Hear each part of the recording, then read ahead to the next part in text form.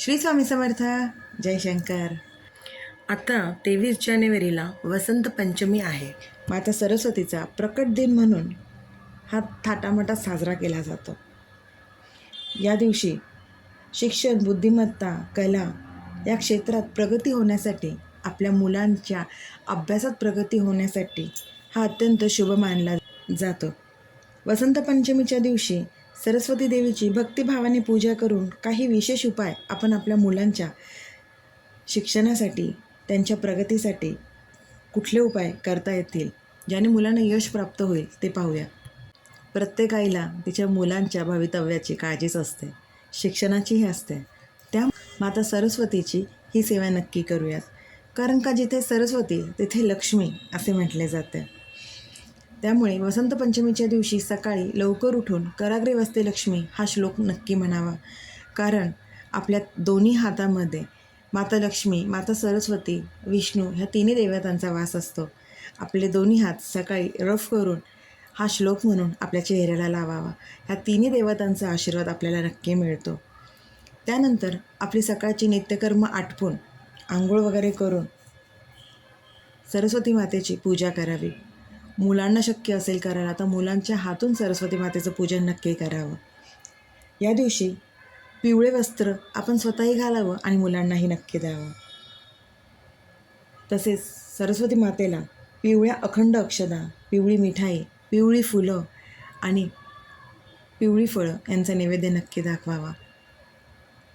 तसेच अजून एक साधा सोपा उपाय म्हणजे सरस्वती मातेला मोराचे पीस अर्पण करावे आणि ते पीस मुलांच्या अभ्यास करण्याच्या जागेवर नक्की ठेवावे. आणि सर्वात महत्त्वाचा आणि सोपा उपाय म्हणजे ह्या दिवशी दर्भाच्या काडीने मुलांच्या जिभेवर एम हे अक्षर काढावे. एम हे सरस्वती मातेचा बीजमंत्र आहे. दर्भाची काडी मधामध्ये बुडून मुलांच्या जिभेवर बरोबर एम हे लिहावे.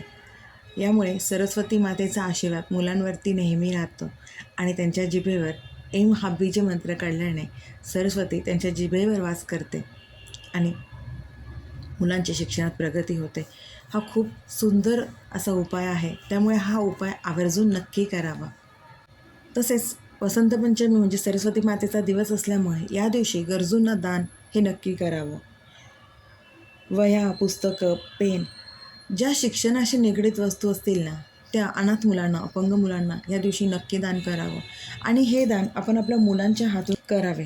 त्यामुळे मुलांमध्येही परोपकाराची संस्कृती विकसित होते आणि वाणीदोष दूर होतात. आपल्या मुलांची स्मरणशक्तीही वाढते, बुद्धीलाही त्यांच्या धार येते आणि यामुळे आपल्या मुलांचे मन अध्यात्माकडे वळते आणि मुलं आपसुकच सुसंस्कारी मार्गावरती चालायला लागतात. ह्या दान करण्याच्या प्रवृत्तीमुळे किंवा ह्या सवयीमुळे मुलं खरंच संस्कारित होतात.